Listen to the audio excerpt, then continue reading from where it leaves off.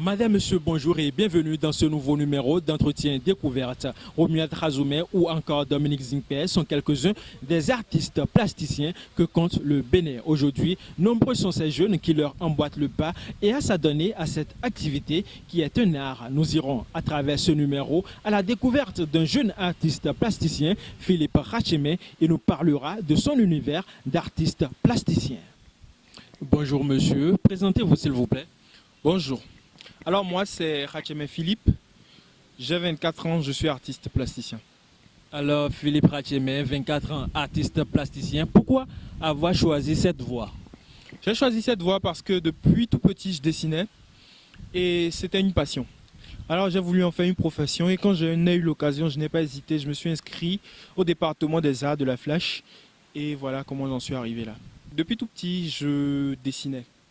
J'ai été influencé par les mangas et la pop culture.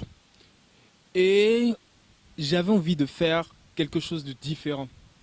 Je n'avais pas envie d'avoir un patron non plus.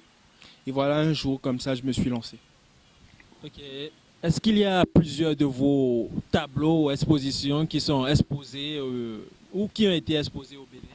Oui, bien sûr, j'ai fait plusieurs expositions déjà. Je crois que je dois être à 7 en tout, personnelles et collectives. Alors, combien d'œuvres avez-vous déjà exposées au Bénin ou ailleurs? Franchement, je ne peux plus compter. Je pense que je dois déjà avoir exposé plus d'une cinquantaine d'œuvres. Déjà. Oui, au Bénin uniquement. Au Gabon, je suis allé exposer 30 œuvres. Voilà. Je connais le chiffre du Gabon, au Bénin, je peux pas dire. Alors, dans l'exercice de cette activité, est-ce que vous rencontrez souvent des difficultés? Oui, on rencontre des difficultés tous les jours, comme par exemple le fait de déjà commencer simplement par le matériel, qui est parfois difficile d'acquisition. Là, récemment, j'ai eu cette difficulté avec les Posca. Je l'ai cherché au Bénin et au Togo, je n'ai pas trouvé. Il a fallu que je commande à l'extérieur. Après cela, il y a la difficulté des salles déjà à trouver aussi, parce qu'il y a des salles prestigieuses quand même pour exposer. Et ensuite, il y a la difficulté pour faire écouler les produits, enfin les œuvres si vous préférez. Est-ce que vous conseilleriez à un jeune aujourd'hui de se lancer dans cette activité? Oui, oui. Mais pour cela, il faut qu'il soit vraiment passionné. Vraiment passionné. Parce que pour ma petite expérience, la vie n'a pas beaucoup de saveur quand on ne vit pas ses passions. S'il n'y a pas de passion, leurs œuvres ne seront pas vivantes. Et s'il n'y a pas de vie à travers leurs œuvres, alors je ne pense pas qu'ils pourraient vraiment avoir du succès dans cette profession. Donc oui, je vous conseillerais beaucoup de vous lancer dedans, mais il faudrait que ce soit la passion qui vous y amène. Alors, quels sont vos projets pour le futur? Bon, pour le futur, j'ai pour projet de mettre sur pied mon atelier. Ce sera un espace de création artistique. C'est-à-dire que je vais faire de la peinture, de la sculpture et je vais ouvrir mes portes à toute personne désireuse de venir pratiquer pour gagner de l'argent ou aussi se faire former.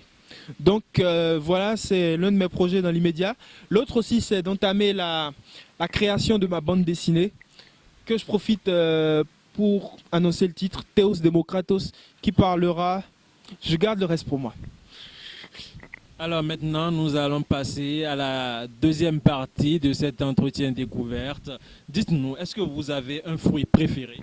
Oui, bien sûr, c'est la pomme. Est-ce qu'il y a une raison particulière à ça? Je pense que j'ai été influencé par les mangas. Déjà, One Piece, au tout début de One Piece, il descend un tonneau de pommes. Et je regardé ça depuis tout petit, donc je pense que ça vient de là. Est-ce qu'il y a un film préféré, un film qui vous a marqué? Oui, Matrix 1. Le 1 uniquement. Les autres, je les ai aimés, mais le 1 est un cran au-dessus de tous les autres quand même. Ok, alors Philippe, est-ce qu'il y a un artiste béninois que vous appréciez particulièrement? Mon artiste béninois que j'apprécie particulièrement, comme vous le dites, c'est Vano. c'est pas sa personne, c'est son talent et son génie et aussi sa créativité que je respecte, son audace. C'est pour cela que je parle de Vano. Est-ce qu'il y a un repas local que vous préférez? Mon mets local préféré, c'est la pâte noire avec la sauce asroquui. C'est une sauce purement béninoise. Je pense que vous devez connaître. Donc c'est mon plat préféré. La pâte noire accompagnée de cette sauce-là. Est-ce qu'il y a une danse locale que vous pratiquez? Je baragouine beaucoup de danses locales. Je ne maîtrise pas, telles que le lagbadja, etc. Le tchakouma, le zinli. Mais j'ai pour projet, ambition, d'aller m'inscrire au conservatoire de danse de la cour du professeur Akocha. Et j'ai ce projet depuis 2 ans déjà. Donc je vais le faire. Et je vais maîtriser toutes les danses de la cour.